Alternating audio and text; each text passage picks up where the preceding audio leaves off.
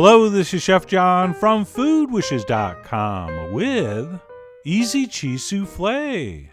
That's right, anytime I can eliminate a step from a classic recipe and it ends up coming out just as good, I'm always extremely happy and thrilled. But when we can actually eliminate a step and the recipe comes out better, that is a very rare and special occasion indeed. And by the way, this technique's going to work whether you're making a savory cheese soufflé or something a little bit sweeter you're going to serve for dessert, which by the way is the style we're doing. And because of that, the first step here is going to be to butter and sugar some ramekins. And not surprisingly, that will begin by melting some butter and brushing it all over the inside. And I'm not sure how, but I actually remember from culinary school, they told us when we brush to always brush up the sides of the ramekin, since that will help the soufflé rise straight, which could be true. I'm not sure. I've never tried it both ways and compared. But you know what? It's one of those things that sounds like it could be true, which is good enough for me. And then what we'll do once those have been severely buttered is go ahead and scoop in some sugar, and then sort of turn the ramekin around like this, letting the excess fall out as we do. And as you'll see after a few rotations, that ramekin should be successfully sugared. And that is pretty much it for the prep on that. We'll simply place those on some kind of baking sheet and move on to our new and exciting and incredibly simple soufflé batter, which like all soufflé batter starts by separating some eggs. And for me, the funnest and easiest way to do this is through the fingers. Just simply crack that egg in your hand, and we'll let that white slip between our fingers into one bowl, and then transfer the yolk into the other. And while it's totally fine to get a little bit of that white in the yolk bowl, please try not to get any yolk into the bowl of whites, since that's going to make whipping them up much harder. But anyway, we're going to separate 2 large eggs, and we'll set the whites aside for now, and start with the yolks, to which we will add some white sugar, as well as some all-purpose flour. We will also want a little pinch of salt, as well as a few drops of everybody's favorite extract, vanilla. And then we'll continue on with a little bit of freshly grated lemon zest. Which brings us to our cheeses, and we're going to do 2 different kinds.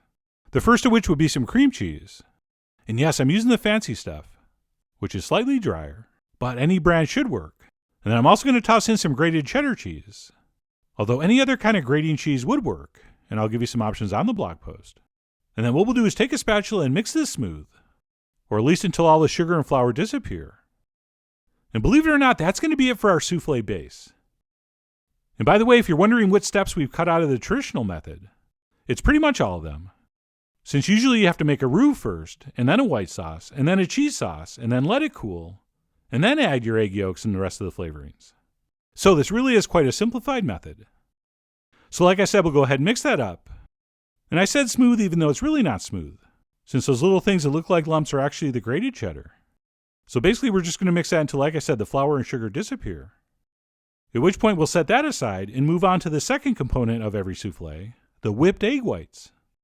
And for those, all we have to do is toss in a pinch of salt, which is a little bit for seasoning, but it also helps egg whites whip up a little bit better. As does, by the way, room temperature egg whites. So it's good we left these sitting out for a while. And what we'll want to do is whip these until peaks form, but not overly stiff peaks. Right, we want peaks that hold their shape, but don't get all dry and grainy. Oh, and by the way, many soufflé recipes add extra white here, so you get nice high soufflés. But I'm not a fan of that.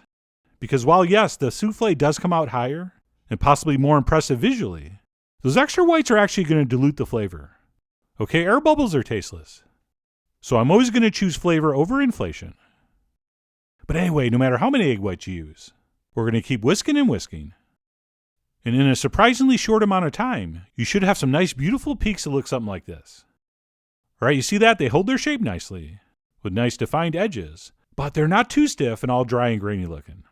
So these are looking just about perfect.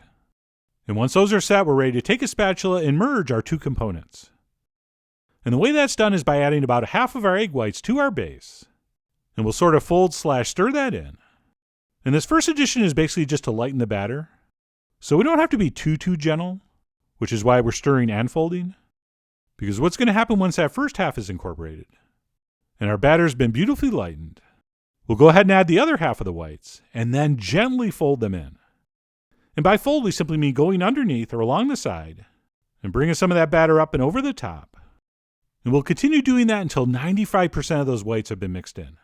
Okay, because a little bit's going to mix in as we transfer this into the ramekins. So we'll continue gently and thoughtfully folding those whites in until our mixture looks something like this. And then once that's been accomplished, we'll go ahead and carefully transfer that into our ramekins. And ideally, we're filling these up just to where that lip starts around the top. Although, if you did a better job of folding your whites in than I did, and you have a little extra batter, you could probably go ahead and fill these up a little higher and see what happens. And then once our batter's transferred in, some people like to grate some cheese on top, but I don't. I guess I'm afraid of the extra weight. But if you want to add some, go ahead. I mean, you are after all the HR puffin stuff, of stuff that puffs. But either way, once those are filled, extra cheese or not, they are ready to transfer into the center of a 400-degree oven for about 12 minutes or so, or until beautifully puffed and browned, and looking a little something like this. Check it out. And as with all soufflés, if you want the oohs and ahs from your guests, make sure they're in the kitchen when these come out, because they do deflate relatively quickly. And also, you really do want to serve these right away.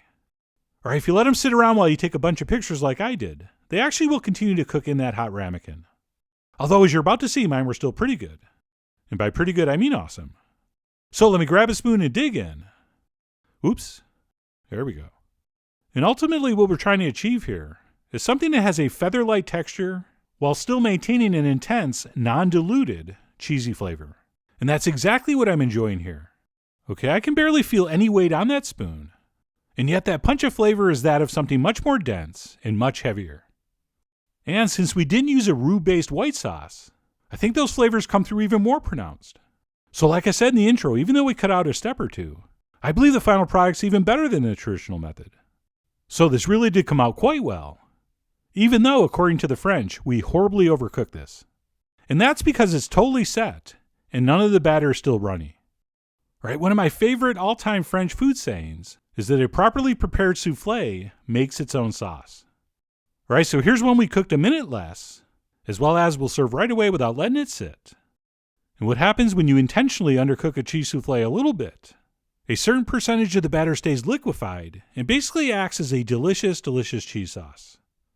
And by the way, if you're wondering if this is safe, I sure hope so. A lot of people watch these videos. But according to a couple thousand years of anecdotal evidence from France, you should be fine. And even though I showed you the non-French version first, to me this is really the way you want to enjoy this. Oh, don't get me wrong, it's great the other way. It's just not quite as mind-blowing than if you make it this way. So incredibly simple recipe and technique, but I do want you to play around a little bit with baking times to dial in that perfect texture for your personal taste. But anyway, that's it. My new and improved method for making cheese soufflé. It's faster, it's easier, and it tastes better. But other than that, no major improvements. So I really do hope you give this a try soon. Head over to foodwishes.com for all the ingredient amounts and more info as usual. And as always, enjoy.